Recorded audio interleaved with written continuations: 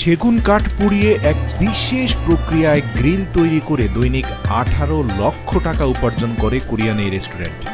সত্য কথা বলতে ফুড বিজনেস ইন্ডাস্ট্রিতে আপনি একটু কৌশলী হলেই ইনকামের পরিধি কয়েক গুণ বেড়ে যাবে, যার জলজান্ত প্রমাণ হচ্ছে এই oak wood grill whole chicken restaurant, যেটা কোরিয়ার সিওলে অবস্থিত।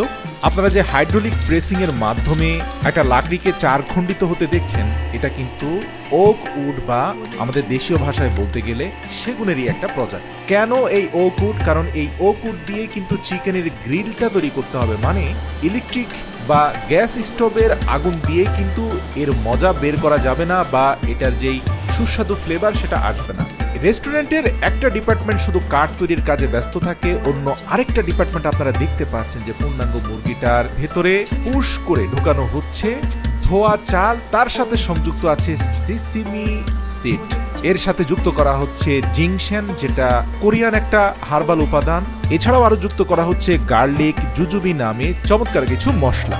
ভালোভাবে এই সবগুলো উপাদান ফিল করার পরে পা দুটোকে খুব চমৎকার ভাবে লক করে দেওয়া হয়, যেন ভেতর থেকে উপাদানগুলো বের না হয়ে যায়। এরপরের ধাপগুলো অনেকটা আমাদের দেশীয় স্টাইলে।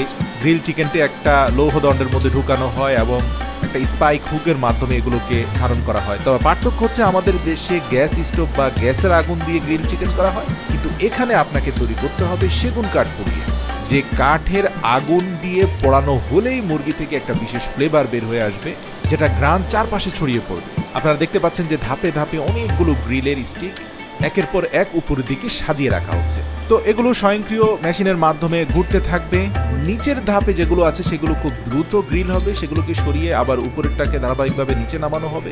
এভাবে কিন্তু তাদের বিশাল কর্মযজ্ঞ চলতে থাকবে। এবং এর পাশে আপনি দেখতে পাবেন যে একটা গ্যাসের স্টোভের মধ্যে আগুন ধরিয়ে সেখানে একের পর এক মাটির কড়াইগুলোকে উত্তপ্ত করা হচ্ছে এবং সেগুলোকে খুব ভালোভাবে ধুয়ে পরিষ্কার করে পুনরায় আবার উত্তপ্ত করা হচ্ছে। তো এগুলোর উত্তপ্ত করার কারণ একটু পরে বোঝা গেল, যখন প্রস্তুতকৃত বেশ কিছু গ্রিল যেগুলো ইতিমধ্যে কুকড হয়ে গেছে সেগুলোকে বের করে আনা হলো। আপনারা জানেন এগুলোর প্যাটের মধ্যে পর্যাপ্ত পরিমাণে স্টিকি রাইস সহ চমৎকার কিছু কোরিয়ান মশলা ইতিমধ্যে গুজে দেওয়া হয়েছে। তো গ্রিলগুলোকে কেচি দিয়ে প্রয়োজন অনুযায়ী কেটে আমরা দেখতে পেলাম যে ফয়েল পেপারের উপরে একটু হালকা বাটার ব্রাশ করে একটা উত্তপ্ত চিকেনকে সেখানে রেখে তার উপরে ফয়েল পেপার দিয়ে হাত দিয়ে জোরে সোরে চাপ দেওয়া হলো। এতে দেখা গেল ভেতরে থাকা ভাত সহ পুরো গ্রিল চিকেনটা স্ম্যাশ হয়ে সে মাটির উত্তপ্ত পাত্রের সাথে লেগে গেল। আপনারা জানেন যে মাটির পাত্র উত্তপ্ত হতে যেমন 1 থেকে 2 ঘন্টা সময় লাগে, এটা ঠান্ডা হতেও 1-2 ঘন্টা সময় লাগে। মূলত এই সময়ের মধ্যে ব্রাশ করা সেই বাটারের উপরে গ্রিল চিকেনটা আরো ভালোভাবে বয়েল হতে থাকবে এবং এর টেস্ট কয়েক গুণ বেড়ে যাবে। এখন কাস্টমারের সামনে নেওয়া পর্যন্ত 5-10 মিনিট যে সময় থাকবে, এই পর্যন্ত কিন্তু এটা রান্না হতেই থাকবে, কারণ ফয়েল পেপারের নিচে যে মাটির তাওয়াটা এটা প্রচন্ড উত্তপ্ত হয়ে আছে।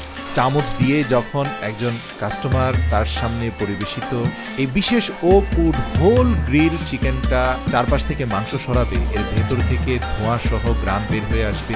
তো প্রিয় দর্শক, এই চিকেন তো অবশ্যই হালাল নয়, তাহলে কেন এই ভিডিওটা দেখালাম? এটা আপনাদেরকে একটা আইডিয়া শেয়ার করার জন্য দেখালাম।